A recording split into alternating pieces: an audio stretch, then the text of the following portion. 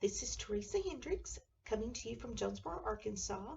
I'm at the Center for Exceptional Families, working under the grant from Ag for Autism. I always give a shout out to my benefactors at Ag for Autism. I so appreciate them allowing me to work here at the center with Shelby Knight and her crew, working to help you all as families with exceptional students and family members. Today I'm here because I want to share a project that I've been working on since September. It's just taken a while to get it finished, but I wanted to begin this year to help parents getting through this year of COVID in the schools. And oh my goodness, we've all lived it. Many of us have had family members with it. My youngest daughter's had it, and so scary. And I know that many of our families with medically fragile students have chosen to work and keep their students at home and have virtual school. And I certainly understand that because we want to keep our children safe. Many have chosen on-site schooling, which is certainly where we want our kids to be, if at all possible. So parents had to make those decisions pretty early on at the end of summer before school began. But we've had changes throughout the year as students have gone in and out of quarantine. So I wanted to take a look at how things began this school year, but also how they progressed and changed as time went on. So what I did an interview with a teacher from a small school, Trumann, and then a larger district, Jonesboro, because I had good ends in both of those places. So I wanted to talk to them, and it was kind of an interview style about how parents chose, decisions they made, questions they asked in a small school, and then compare it with what parents were concerned about in Jonesboro in a larger district. So that's kind of how it's an interview style. Had a lot of questions, and it's fun. It became fun because it was done in real time, meaning it was in a school setting. It was on Zoom because, of course, I couldn't be in the school, but real time meaning there were interruptions. Teachers were called out. Students were coming in, walking down the hall with a laptop, trying to Zoom. But that's the reality of what school looks like right now. So you all got to see that firsthand, and I'm glad. I started to edit all of that out. I thought, no, this is real, and I want to keep this for a long time. Hopefully, even after I'm gone, that historically people can look back when they're planning for future events to know we lived through this and we survived this, and we still had a continuity of services for students to keep our students progressing, making those IEPs work, keeping our kids from regressing. And we've talked a lot about that. We don't want regression. We want our kids to move forward. So I hope you enjoyed the video. It's about to start. So kick back and enjoy, and I hope you have a few laughs, but I hope you get a lot of knowledge, and in the end you may even shed a tear or two, because you will see how much these people care about your kids. So enjoy. Okay.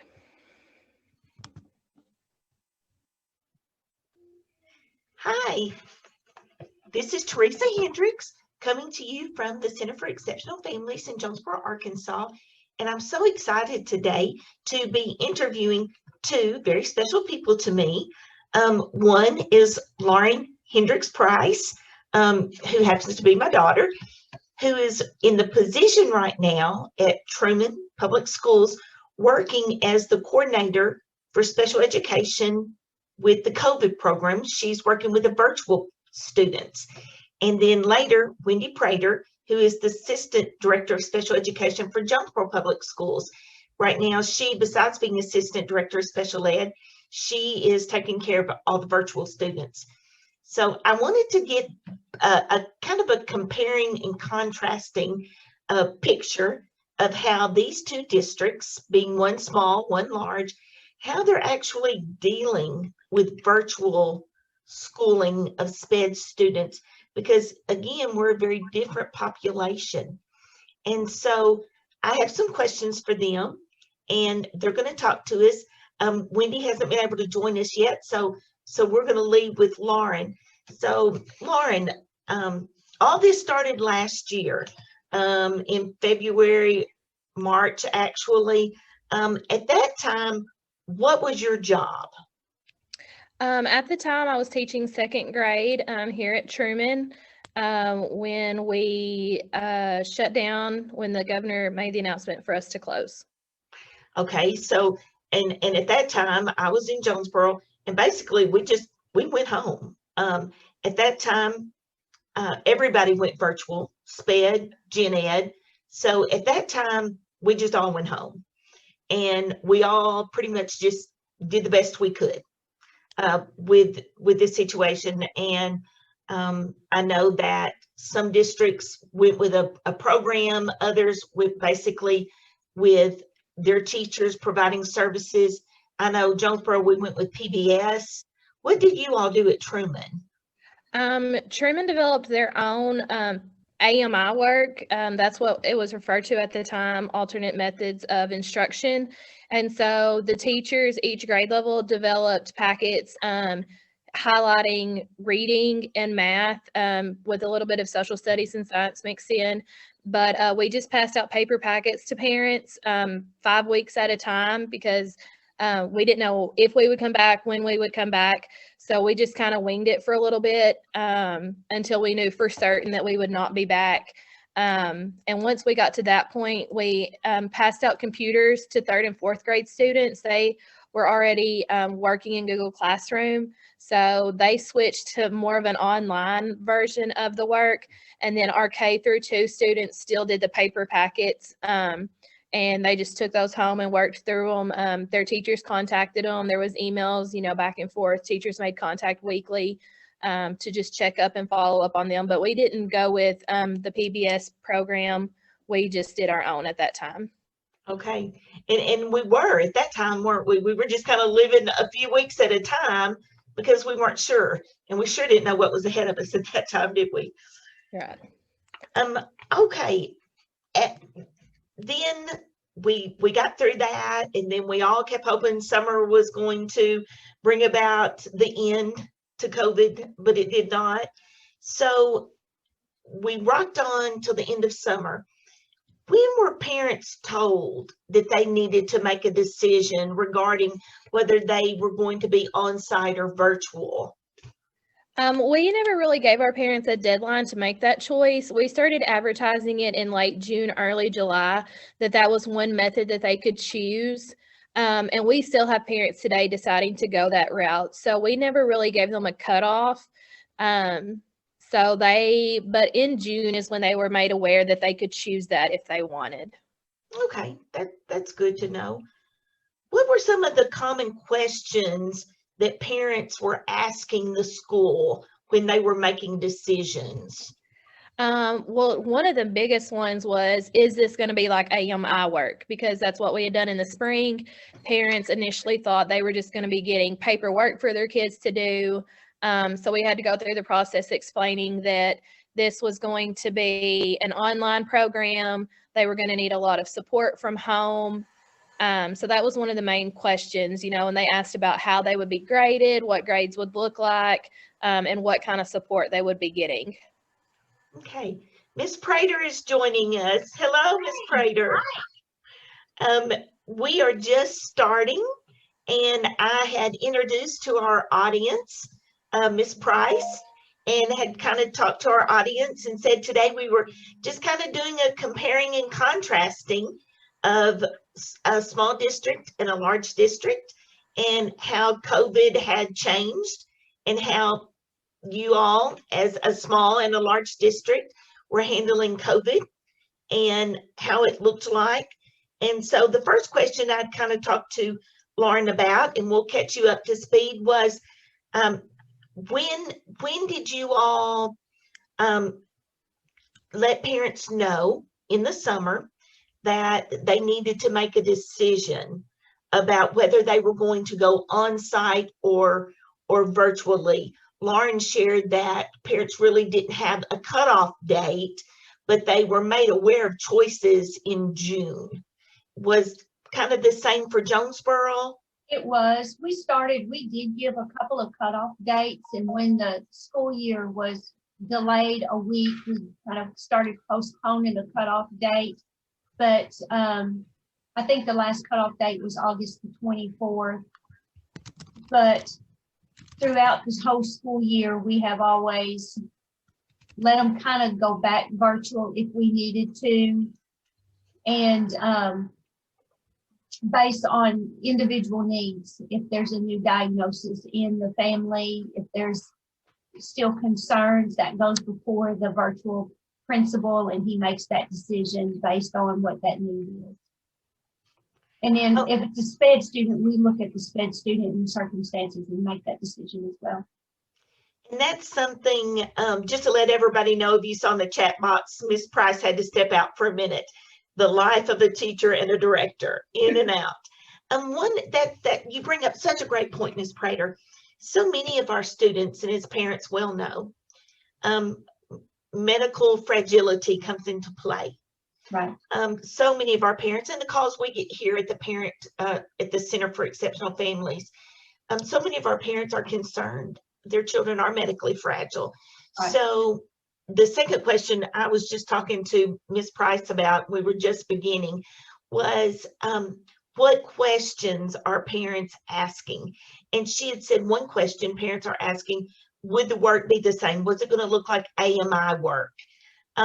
So what questions were you all getting at the beginning? At the beginning, would it look like AMI work?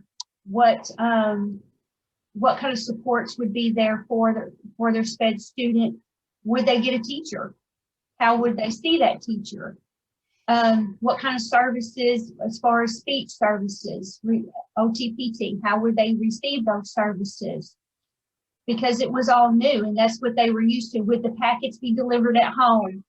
Would they have to come to school to get the packets? So we would have to explain what virtual would look like, that it would not be a paper packet, that it's not a one-on-one instruction with the teacher.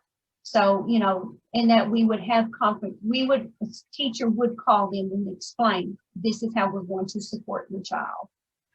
Yeah, and I could see as a parent, I would have those questions as well, because before you joined us, Ms. Price was talking about, you know, at the end last year, when we went home, it was abrupt.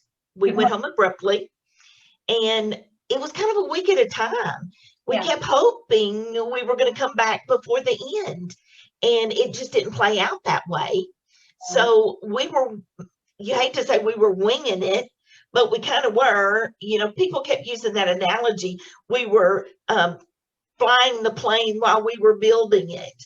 Right. Because we just didn't know what to expect. We had never been in a pandemic before. So parents, by the time summer rolled around, we kind of lived through a little bit. And so they were wanting to know, was it going to look like what it did at the end? Was it going to look entirely different? Right. Then they were starting to hear the word blended. Right. Blended. How was that going to look? So related services, that's, you know, what we refer to when we're talking about OTPT and speech. So parents were asking about that. I know that they were talking about delivery of service. Were providers coming to their house? Was it going to be at a different location? Ms. Price, are you back with us? I know you're muted. She was walking down the hall at one point. So Ms. Prater, tell us about related services with Jonesboro. Are they meeting at a location? Do the parents come to a location? How is that working out? Well, we're doing it several different ways. Some of it we're doing teletherapy. So they're, you know, it's all through Zoom, kind of. The therapists come to the house and serve them there. The parents are okay with that, and they're okay with that, so they come actually into the house. Some of our medically fragile, we do it that way. Some, the therapists come and pick them up and take them to the clinic. Some, the parents take them to the clinic. So we provided many different options for the parent and whatever is best for the student. Okay, that's great. Miss Price is not with us yet, but I know that in Trumann, she had told me that their provider has actually rented a space in town. Good. And they're going on site. And so the parents either are bringing, or maybe they're providing transportation. I'm not sure about that, but they're providing there. And there's constant sanitation going on and making sure everything is clean. And I'm sure everybody's masked up and all of that's going on. Because numbers are changing all the time. And I know right now, Craighead County, Poinsett County, Northeast Arkansas, you know, we're a hot spot right now. We are. Kind of getting some bad publicity right now. Okay, so right now we'll talk about Jonesboro being the larger, because today we're kind of comparing and contrasting. Okay. For a district your size, being assistant director of special education, what is your biggest concern in the provision of special ed? Our biggest concern is, and I can break it down into elementary and secondary because we have concerns here. Elementary, our biggest concern is the kids actually not doing the work. Okay. Now, it could be that the kids are not able to do the work, and when the teachers, they can, they're Zooming with them and they're providing it on their level, but it's still just not enough. They still need that one-on-one. They still need that teacher in the room to be able to help them. Or parents are working, so there's grandma, grandpa, aunt, uncle who's there with them, and they don't know how to do the work either. Yes. Or they're just unsupervised with older brother and sister. And so they're either doing their work and they don't have time to help brother and sister do their work. So that is the biggest concern with our elementary, is that they're just not doing the work. Now with our secondary, we're having an issue with a lot of our electives are outsourced. So there's a problem with communication, which there would be. Okay, can I stop you for a minute? What does that mean? What does, for a parent, I know, but for let's say a parent or grandparent who's watching and they never heard that term, what does outsource mean? Okay, so let's say they're taking music. It won't necessarily, it's not a JPS teacher. It's not a Jonesboro Public teacher. Okay. Who's maybe in Michigan or someone who's in Illinois. Okay. In that class. Thank you. That's helpful. So they have 200 something kids, and so they don't necessarily know what Johnny is doing in Jonesboro. And so that causes problems between communication with the special education teacher who is in Jonesboro, who's trying to help that student, and we're trying to figure out, okay, why are they failing music? What's going on? And there's just a lack of communication in how we're going to help that kid. That is exactly what I am hearing from special ed directors everywhere. So you are spot on with what I'm hearing from directors everywhere. That is the concern. Certainly what I hear you saying, from where I'm sitting, from parents calling to the center, their concern is, I have to work. And my response is always, that's why we have school. Right. You know, we have school because parents work, and we educate children at school. And I shout out and give praise to superintendents and assistant superintendents and principals and sped directors and teachers and bus drivers who make school work every day. Because there is no substitute for being in school. No, it's not. And we also know from research, students learn from each other, and the isolation. And when Miss Price comes back on, I'll just steal a little of her thunder. She was sharing with me that one day she had organized a little session where kids that have been at home could see each other. And oh, it made me cry. Her talking about how excited they were to get to see each other for the first time. And I mean, they were just literally wanting to touch each other through the screen. And so what you are saying is so spot on, because those are the very things, those are the very concerns you as an educator that you are having, that other educators are having, that parents are having, and that even our little kids are having. The work outsourced is impersonal because of the numbers. And when there are older kids in the house, they're struggling to do their work and not being able to help kiddos. And I've always said, as a teacher, I clashed helping my own kids. So many parents have said, I'm not a teacher, and I'm going to buy my teacher the best Christmas present when we're back on site, you know, appreciating that it is very difficult. Teaching is not for the faint-hearted. It is difficult. And then also, curriculum is challenging. It's rigorous. Again, that goes back to how many standards we have to cover as educators, or we did. I'm retired. I can't get out of saying we, and I know that's not my forte anymore. But I still feel that. So I hear what you're saying, and that's exactly what I'm hearing at the center here from parents. The very concerns that you're having are the concerns that they're having, and feeling so overwhelmed. And I'm glad for you to say that today, because I want parents to know that they are not alone in how they feel. Oh, no. And to know that there are educators who love their babies and feel with them. You know, I know educators, the last thing that educators wanted was for COVID. This was not in anybody's wildest dreams. Right. So for it to happen,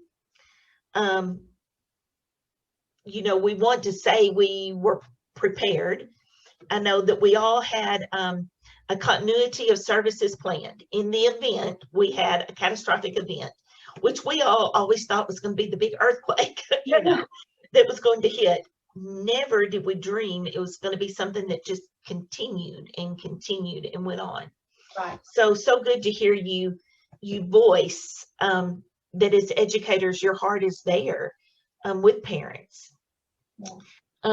So my next question would be, I know numbers in special ed change all the time, but I can't even fathom being there and knowing, oh my goodness, how things change with kids coming in and out of quarantine. So at the beginning, just to think back, because I know you are a numbers girl, at the beginning of the year, about how many virtual, or you can give number or percentage, about how many virtual SPED students did you have? At the beginning, we had probably about 25% of our population. We had about 278 students that were virtual. Okay. As time went on, did it go up or down? It kind of evens out daily. We have some that come and we have some that go. So it's kind of evening out. Just yesterday, I was shared spreadsheet of some that are going to come back on site immediately and some that will be coming back on site in January. So that's my next task, is to go through those spreadsheets to see how our numbers are going to change. As far as right now, we have, I can tell you real quick.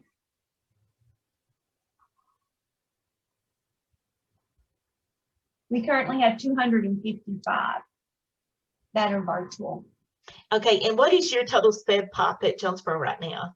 991. Woohoo! A lot of people have no idea. At times we were over 1,000.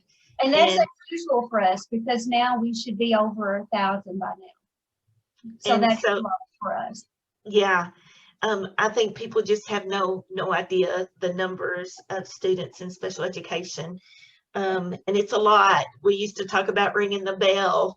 Yeah. You know, it's just, it's a lot of kiddos. It is a lot. And we took a lot of pride in taking care of every one of those kids. Yeah. But it's a lot. People have no idea how many kids we serve. Statewide, how many students are in special education. Yeah. And we refer to them as our babies. They're our kiddos. Also looking at those kiddos, Miss Price, we'll get back to her. It may have to be in a separate Zoom, but looking at those numbers, and if you all could see, Miss Prater has like 3 screens that she has up at all times, looking at all of those kiddos. Looking at those kiddos, I know that when we get back to Miss Price, she shared that that last year she was a gen ed teacher, 2nd grade. This year she's been placed over virtual sped kids, keeping up with the technology piece. They are served by special ed teachers, but she keeps up with the virtual piece, making sure that their technology is working, that they are getting their instruction. So a very technical piece. At Jonesboro, are they, is there one person over that technology piece, or are there multiple people? There are multiple people. It depends on the building that the kiddo is assigned to. And so that building takes care of making sure they have the technology that they need. And if there are any technology issues, they can bring it into that school. From what I understand, I'm not part of that role. And so they can bring it into that school. I do know I've talked to a special ed teacher this morning, and she said, I've gone to the house and they said they have technology issues. She said, I've gone to the house and I helped them with it. So apparently some of our sped teachers are taking on that role as well. So, but from what I understand, if they have technology issues, they can take it to the school that they are assigned to. Okay, now Jonesboro's 1-on-1, so every student has a device, whether it be an iPad or a MacBook or whatever. Mm-hmm. Okay, and they all have some form of internet access. Correct. Right. Okay. From what I understand, if they do not, they can get like a hotspot or something like that. Okay. Okay. And I know Trumann has been provided hotspots or whatever, and we'll get with Ms. Price about that. So when a parent has a problem, like you said, and you just said a teacher went to help with that. Mm-hmm. So what is the process? Do they call you at central office, or do they call the teacher, or do they call a technology person? A lot of the times it's the teacher who knows, because they're in constant communication with the parent. Our SPED teachers are required, we have set it up where they are required to Zoom so often with the parent and have constant communication. So a lot of the times the teacher is aware that there are some issues. So they will contact the technology people themselves. We don't get those phone calls. Okay. Here in the SPED office. Because believe me, y'all have enough other stuff you're working on there. I wouldn't know how to help them. Okay. My next question is, did you, okay, Ms. Price had talked about at the end of the year last year, they had AMI packets. Mm-hmm. This year, she was talking about it looks different. Right. Jonesboro, do you all have a virtual program or a curriculum? What is that? We have several. Lincoln Learning is for elementary. They use that, and it's all wrapped into Clever. I don't know much about it. Okay. And they are using some Imagine Math and Imagine Read, I believe. And our secondary, they are using Edgenuity. Okay. Now, for our self-contained classrooms, they are using some of that, but not much. We have gone to Teachtown. Okay. So they're using Teachtown and pushing some things out in Google Classroom as well. Okay. And that's great. And that's not your role to know that. There are curriculum people that know that. Yes. And in some smaller districts, I think are Zooming with the teacher as she teaches during the day.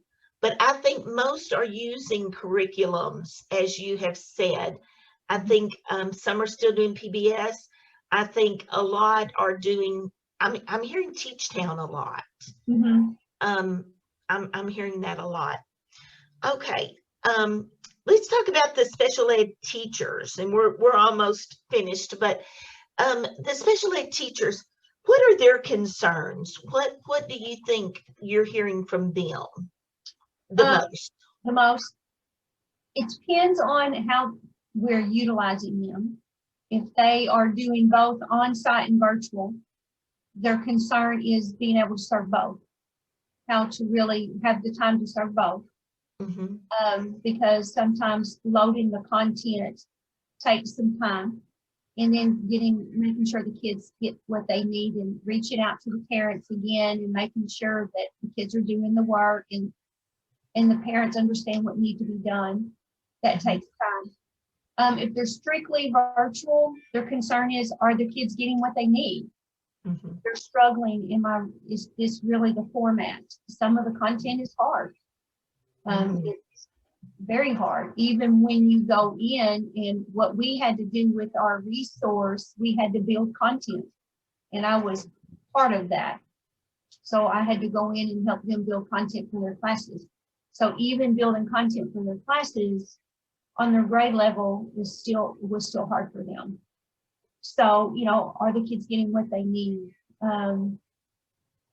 So that is their biggest concern, and finding time to provide it, making sure the kids, just basically making sure the kids get what they need. I think when I peruse Facebook at night, I think I see a lot of that from SPED teachers. I think I'm still part of a group of special ed teachers across the United States. And I see that all the time, just fatigue from trying to do it all, which SPED teachers probably are a very fatigued group of people, because I think SPED teachers are some of the most devoted teachers, because we are so personally involved with students. Okay. And then the last question I really have is about support from what we used to call the Department of Education. Now it's the Division of Elementary and Secondary Education. I'm still trying to keep up with some initiatives that are rolling out, and one is called Engage Arkansas. I may be wrong, but from what I'm understanding, that is a supportive service. Is that something that a district signs up for, or parents, or both? I think it, and to be honest, I had not heard about it until our last LEA meeting, and it was too late to sign up for. So, but from what I hear, it's a parent service. Okay. Support for parents, what I heard, but I had not heard of it. Yeah, I think I've heard that too, that a lot of it's new. I guess it's just very, very new. It must be, because, and then like I said, by the time I heard about it, it was too late to sign up for. So I'm not sure who they push that information out to. Yeah, I don't know either. I don't know. So, but from the way it was presented, it was the support for parents, and what it sounded like it would be really awesome. I just wish we had that information before so we could have pushed it out a little bit earlier. Right.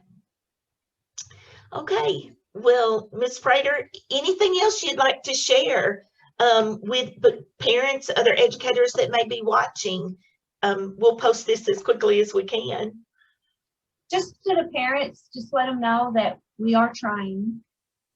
I'll cry. Our teachers are working really hard to meet the needs, and we try to get as many back on campus as we can, because we know I know it's scary to parents to bring them into the school, but we do take the best precautions that we can to keep your kiddos safe. And but we feel this is where they really will get what they need, especially our self-contained kiddos. Yeah. You know, and we do have some severe ones that are coming, and they're okay. So, but just trust the educators that we're going to do the best we can and take care of your babies. My heart too. My heart too. I agree. I believe if you can bring your kiddos to school at all, it's where we want them to be. And I agree. I believe precautions are being taken. I know Ms. Price, the other day, she was like, I need lotion. I wash my hands so many times a day, and I'm washing surfaces down so much that, you know, her hands were so dry and cracked from doing that, but so wanting everything to be sanitized and taking care of the kids. So, well, Ms. Prater, I thank you so much. I know how busy you are, and I thank you. I thank you and all the educators, and I thank parents. Thank you for trusting the process. Thank you. Nothing is more precious than our children. I know that. I'm a mama. I'm a grandma. Whew, those grandbabies are even more precious. So thank you for trusting, and we are going to get through this. We are. There has got to be an end to this, and until then, we are going to keep teaching. Our kids are going to keep learning, and we're going to get through this. And so thank you so much, Ms. Prater. I appreciate it. Thank you. And for the rest of you, I will get back with Ms. Price, and we will get with her, and we'll have that small school comparison. Thank you all. Bye. Bye. Hello, this is Teresa Hendricks with the Center for Exceptional Families. We are actually doing part 2 of COVID in the school and the special ed students. I have Lauren Price with me from Trumann Public Schools. We started this presentation yesterday, and being at school, she got called out twice. So we decided that we would do a part 2 to talk about how a smaller school district like Trumann was actually dealing with COVID. Yesterday, part 1 was with Wendy Prater, the Assistant Director of Special Ed at Jonesboro. So today we're going to follow up with Lauren, who is taking care of the virtual special ed students, the technology piece. So Lauren, yesterday we had talked about at the end of last year, everybody just went home abruptly. We kind of played it week at a time. We weren't sure if we were coming back or not. And you said that the way it ended last year, everybody just kind of went home with AMI packets. Yes. Is that correct? Yes. Okay, so I think how we ended, I'd asked if parents had a cutoff date to make a decision about whether they were going to be virtual or on site for the fall semester. So yes, can you start there? In June, we made via our school Facebook page and other means, we made parents aware that they would be able to choose this year a virtual option for their students or the traditional on-site method. We didn't really give parents a cutoff date. And actually, when we initially got going, there was probably 50 kids or so signed up, and then it kind of snowballed. And we were up to like 330 that had signed up. But parents didn't have a cutoff. They can come and go anytime that they choose. Okay. Have you seen that? Have the numbers come and gone Yes. as the year progressed? Yes. So we started out with about 330 students district-wide doing this. And then as the weeks went on, especially at the elementary level, we saw parents wanting to bring their students back. And it's just because elementary kids aren't as independent. Even in school, they're not as independent. And so parents were having to do a lot of one-on-one work with them. And if they have multiple children in the home, that was just a big hassle trying to get everybody situated, everybody on the right lesson. And they, I think, really started to see the value of having an in-person teacher and seeing all that goes into being a teacher of an elementary student. The high school numbers, those are the ones that have fluctuated more. Once high school saw what it was like, more of them decided to start TVA once they had already been on site. So for our elementary kids, they came back to school. For our high school kids, more of them went off site. Okay, that's very interesting because I know you have not viewed Miss Prater's video or interview, and that's exactly what she talked about on into the interview, is that there's no replacement for school. There's no replacement for having that teacher, and parents struggle. I know, being a parent that was a teacher, I know that it was difficult to work with my own children. And, in this case, you were one of my kids, or still one of my kids. Kids prefer other teachers other than parents. Parents are first teachers. But there's something about being with the teacher. And then also about being with other children. We know research has told us that kids learn from each other. Yes. And also that peer motivation helps them, having other students there that I want to do as well as them, or I see how the responses they get. So I think also a big part of that is being with students of their age and just, I guess, the peer influence of having those. Good. That's a good point. We did not talk about that yesterday. Okay. So when parents were then at the beginning of the year and now, what questions do they ask when they're thinking about making a decision? Do I want to be virtual or do I want to be on site? What questions are they asking you, the person who's kind of over virtual? So we really try to explain in depth what all comes with virtual, the additional responsibility of doing this independently. And most of their concern is if their child is getting some kind of service through the school district, whether it be speech, OT, dyslexia services, how will my child continue to get those? Will they get those? How often will we meet? Just kind of all of that entails with those extra services. And then I know at the elementary level, younger kids need paper, they need hands-on activities. And so they were like, how do we do that? Because kindergarten kids are like, I need to teach them how to write the letters. What do I do? How do I do that? So we actually developed a pickup program for our worksheets for our elementary kids, that every Monday they could come pick up those worksheets. But that was another question, and then just kind of who's going to help me? Who do I call if I'm struggling? If I have, needs, who can I get in contact with? So. Yes. Okay. And I can see that because, as parents, they're not trained teachers and they're not sure. So related services, the OT, the PT, the speech, Ms. Prater and I talked about that yesterday. And she said for Jonesboro, some of the services are being provided off-site at a clinic because their provider, Synergy, has a clinic in Jonesboro. So for some students, they're providing transportation to the clinic. Some parents are taking the students to the clinic.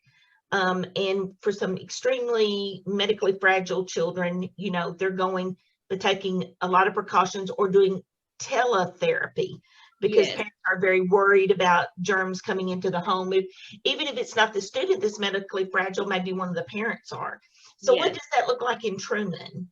It's pretty much the same at Trumann. We are also contracted with Synergy, and so we have an offsite office that some students are going offsite to their clinic there and being seen.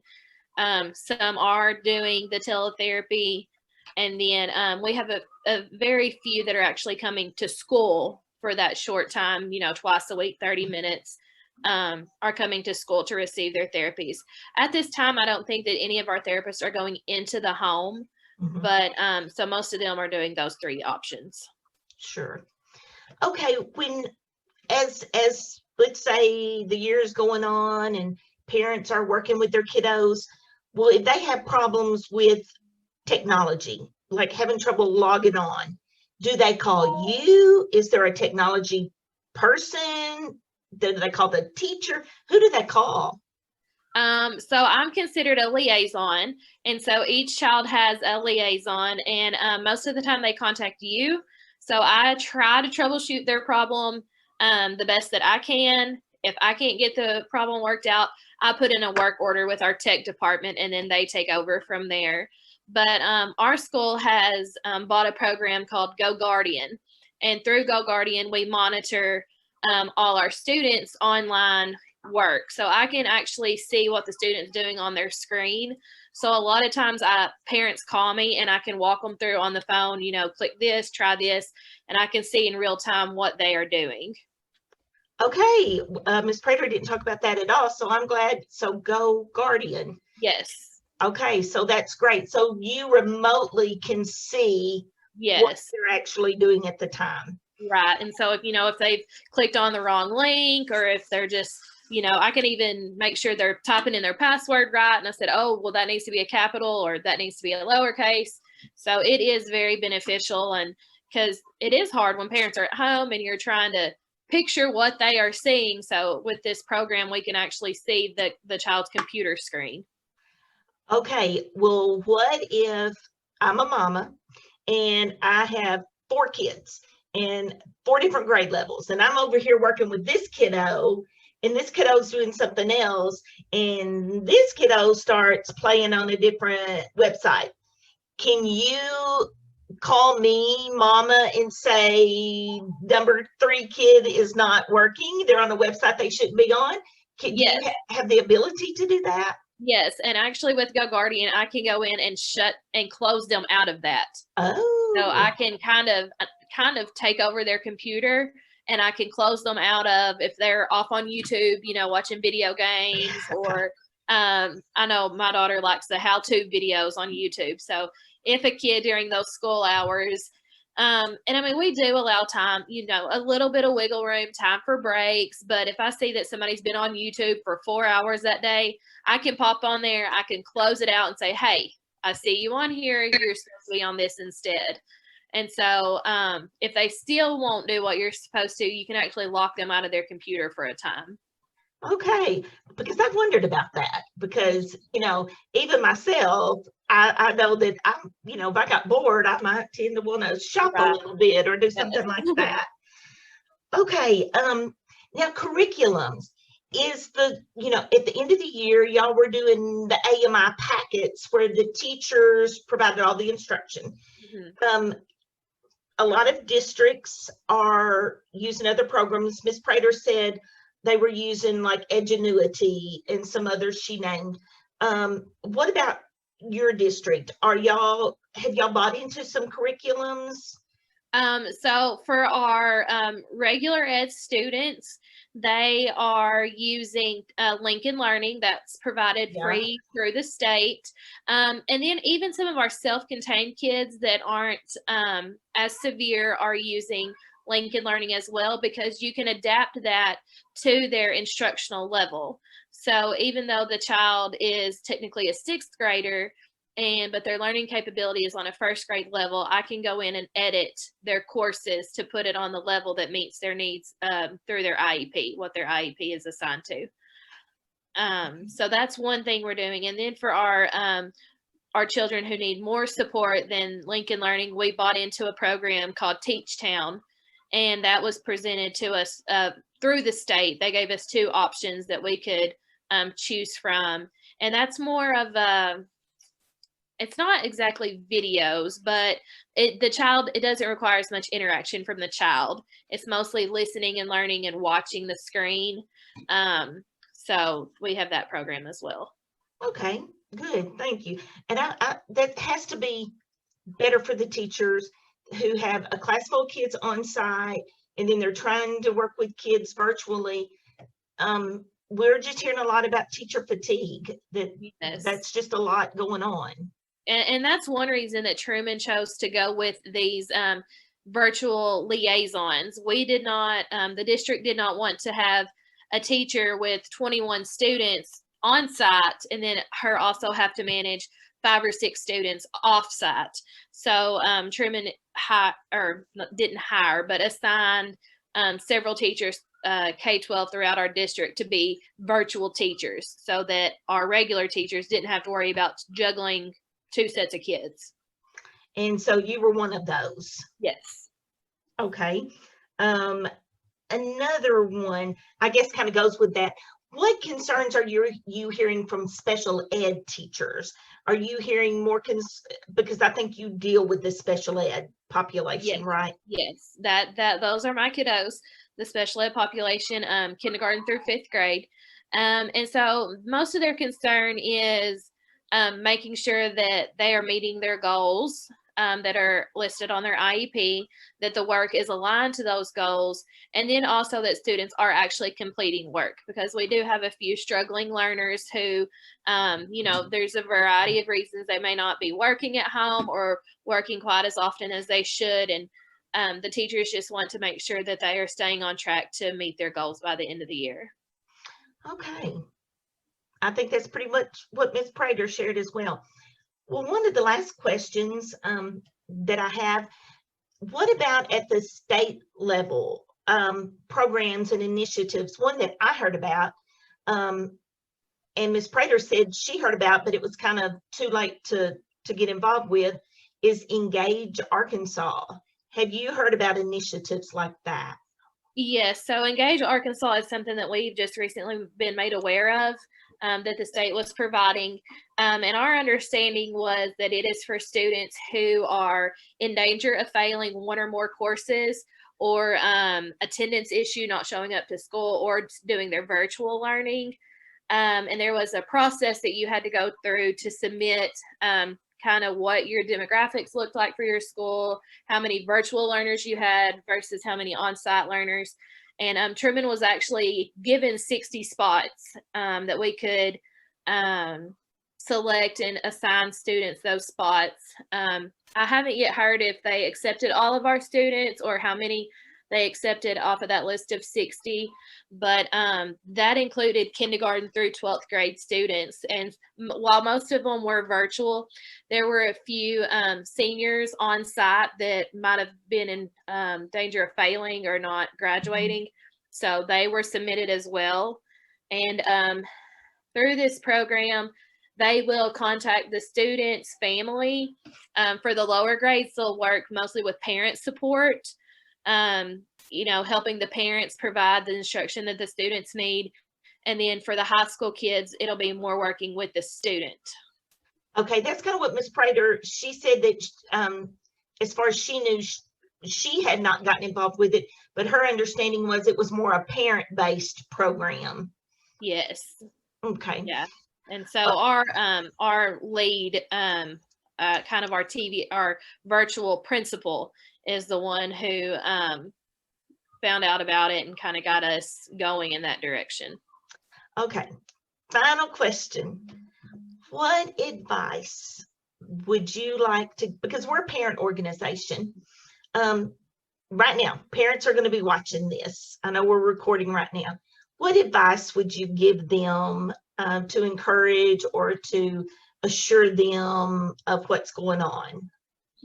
I would just say if you're going to make the decision to go virtual, just make sure that you have a routine, just like school. So much of school is routines and procedures, and that's really important to have in place even for virtual learners. They need to know, I can't sleep till 10 and then kind of get up and mosey around. You need to try to have them on a school-based schedule so that they can stay on track and then they take it as serious as they would being in school. And then if you are already virtual and considering sending your student back to school, I would say just talk to your child's principal. I know the parents that have contacted me have lots of concerns about our safety procedures and what we're doing at school to keep kids healthy and safe. And so I go through the whole spiel with them, everything we're doing to keep their kids safe if they choose to come back. But virtual is a big commitment, and a lot of parents didn't realize that to start with. And so I know we personally at Trumann, we have the parents come up and walk them through the whole program so that they know exactly how to do it, what they're getting into. And so if you're wanting to go virtual, I would say just contact your kid's school and have them walk you through each step in person, so that you know exactly what it's going to be like. Okay. Well, thank you so much. I know you're a busy lady. Besides school, you have your own children, and I thank you so much. I thank you for what you're doing. I know that you went from a classroom to doing this. That was a big jump, and I appreciate your time today. So thank you so very, very much. Thank you. Have a good day. You too. Bye-bye. Bye.